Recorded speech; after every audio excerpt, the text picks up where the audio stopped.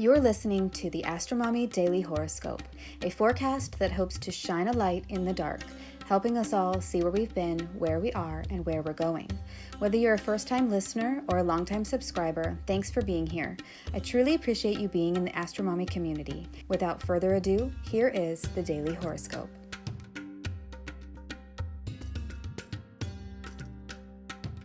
Full harvest moon in Aries. Saddle up the horses. We're going for a wild ride. Venus square Uranus, the last supermoon of 2023. Daily horoscope for Friday, September 29th, 2023.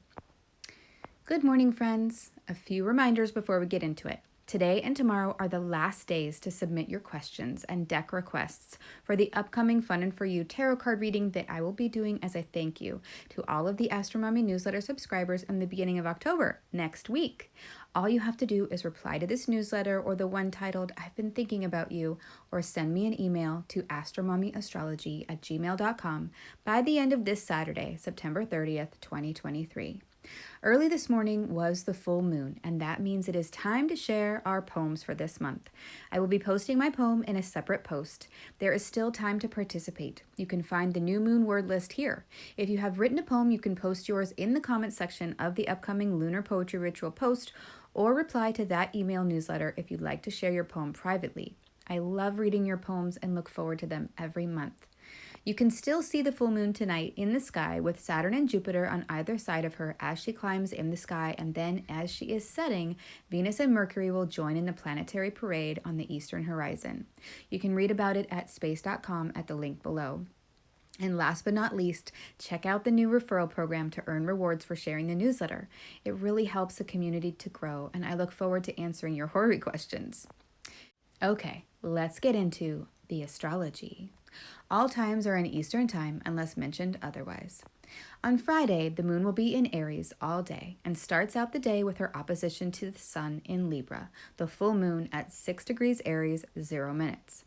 This full moon is called the harvest moon because of the extra light illuminating the fields into the late hours of the evening. It is also the fourth and final supermoon of 2023. Let's take a look at this full moon in Aries chart. You can see the sun in the lower left of the chart in Libra, and directly opposite that is the moon in Aries in the upper right of the chart. Venus is minutes away from perfecting her square to Uranus, which will happen during this full moon at 1:52 p.m. You can see Venus on the left-hand side of the chart about 9 o'clock, and Uranus at the top of the chart between noon and the 1 o'clock points. Mercury rises with this chart, which was cast for Washington, D.C., and may symbolize an announcement of some sort. The full moon is a time of culmination and endings, something coming to its peak and commencement taking place. The growing cycle has reached its height, and now we must harvest all the fruit before it falls to the ground. A person gets a promotion, and a celebration is held in their honor. A project has been completed, and it's time to celebrate the end of the project and the eventual beginning of the next one. A teenager graduates high school and walks across the stage, accepting their diploma, ending their high school career and setting out on the adventure that follows their accomplishment.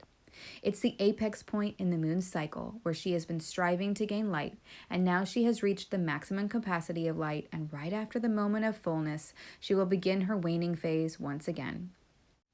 So over the next 2 weeks, we will be assessing, integrating, and reassembling all that we've learned this month as we prepare for the upcoming solar eclipse in Libra on October 14th, 2023.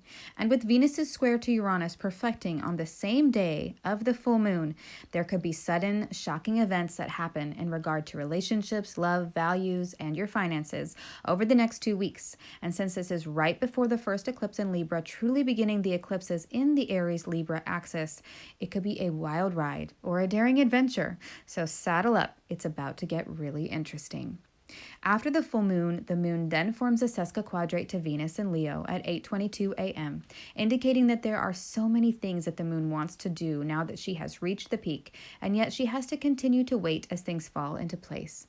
Then at 8:39 a.m., she forms another sesquiquadrate, but this time it is to Uranus in Taurus retrograde. So there could be some sort of surprise delay or setback or something unexpected that changes the plans in some way. Just this morning, as I am writing this, it is about 8:30 a.m., and usually my children are still asleep at this time. One of the perks of homeschooling is allowing them to sleep in while I work, but not today. My youngest woke up about 7:30 and then another, 3 out of 5 ain't bad, but it does change the work environment a bit, and there are a lot of interruptions. Moon sesquiquadrate Uranus, a sudden change in the plan and my morning routine that creates a bit of a delay. Yep, that's happening for me. How about you? Were there any differences to your routine this morning? I would love to know. Moving on to the afternoon at 1:52 p.m., Venus in Leo perfects her square to Uranus in Taurus retrograde, and this is the final square in this three-part sequence that we've been experiencing over the summer and into early fall. The first square from Venus to Uranus was July 2nd, while Venus was in direct motion. Then during her retrograde through Leo, she squared Uranus again on August 9th. And then finally now she will make the third and final square in this sequence today, September 29th, 2023. Venus square Uranus can bring up sudden and unexpected gifts that can help us feel more regal, independent, and lovable. We could experience creative innovation, new friendships, unexpected romance, or an increase in wealth that comes out of the blue. I am looking forward to the exciting things that this transit brings. Think back to the time surrounding those dates. What was happening? What beneficial surprises came into your life? At 11:02 p.m., the moon forms a semi-square to Saturn in Pisces, which means we may be doubting this nice gift that came in and wondering if we are worthy of it. Graciously accept your gift and don't question your worth. And if you don't feel like the Venus-Uranus square made any impact on your life, that's okay. Not everyone will have a noticeable event take place. If this is you, feelings of frustration or sadness could creep in that will test your patience and resilience. That's Saturn speaking. Allow your feelings, accept them and forgive them, then let them go. Like a child at a birthday party who gets jealous of the birthday boy or girl receiving presents, this may be a lesson in gratitude. But also remember the transits may speak during the days leading up to and after the exact transit. Let's move on to the card for the day. What is the guidance for today? Shaman of Swords. On this card, we see the blue face of the wind, crowned with yellow spikes, originating from the center of a red flower. The wind is blowing out a piercing blue gust that swoops around the card. To the right is a ladder with an eagle perched on the top rung. This card is about combining the feminine yin energy, the red flower symbolizing passionate emotions, with the masculine yang energy, thought and intellect expressed by the wind, together in a strong way. It means to speak the truth from your heart. I find this passage from the Motherpeace guidebook by Vicky Noble very interesting. Quote, "The shaman of swords speaks out of necessity. Her words come bursting from her heart and throat.